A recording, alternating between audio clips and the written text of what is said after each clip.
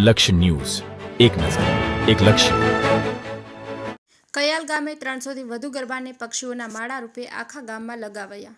આજે માનવી પોતાની સુવિધા ઊભી કરવા માટે વૃક્ષનું નિકંદન કરવા લાગ્યો છે, જેના લીધે પંખીઓ માળો બાંધી શકે તેવા વૃક્ષો ઓછા થતા જાય છે, જેના કારણે ચકલી સહિતના ઘણા પક્ષીઓ લુપ્ત થતા જાય છે. ત્યારે 5000ની વસ્તી ધરાવતા કયાલ ગામે વર્ષોથી બેસતું વર્ષ અને ભાઈબીજનો અનેરો ઉત્સવ ઉજવાય છે. 250 વર્ષથી ચાલી આવતી પરંપરા ગામમાં હજુ પણ અકબંધ જળવાઈ રહી છે. ગામના અનેકવિધ લોકો વિદેશમાં વસવાટ કરે છે. ગામના તેમજ વિદેશ સહિત શહેરમાં વસતા લોકોએ રાખેલી ગલુડિયા રૂપી ગરબાની માનતા દિવાળીના તહેવારમાં પૂરી કરવામાં આવે છે.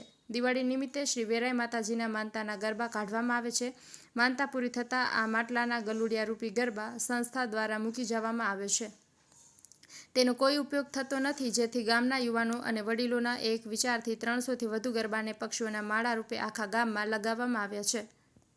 કનુભાઈ પટેલ, કૈયલ તાલુકાના કૈયલ ગામે દિવાળી નિમિત્તે વામટોળાની શ્રી વેરાઈ માતાના દેશ વિદેશમાંથી માનતાના ગરબા માનવામાં આવે છે. ગામજનો તથા કલોલમાં વસતા, અમદાવાદ વસતા અને દેશ વિદેશમાં વસતા લોકો શ્રી વેરાઈ માતાના માનતાના ગરબા માનતા હોય છે અને એ માનતાના ગરબા ભાઈ બીજના દિવસે વડાવી એમની માનતા પૂર્ણ થતી હોય છે. પછી એ વેરાઈ માતાજી સંસ્થાન દ્વારા એ ગરબા એક બાજુ એકઠા કરી મૂકવામાં આવે છે. તેનો જે કોઈ ઉપયોગ થતો નથી. માનતા પૂરી થયા બાદ ગરબાનો કોઈ ઉપયોગ થતો ના હોવાને લીધે ગામના યુવાનો વડીલો સાથે મળી ગામમાં જુદી જુદી જગ્યાએ પંખીના માળા તરીકે આજે ગલુડિયા રૂપી ગરબાનો ઉપયોગ કરી આજે એની શરૂઆત કરી.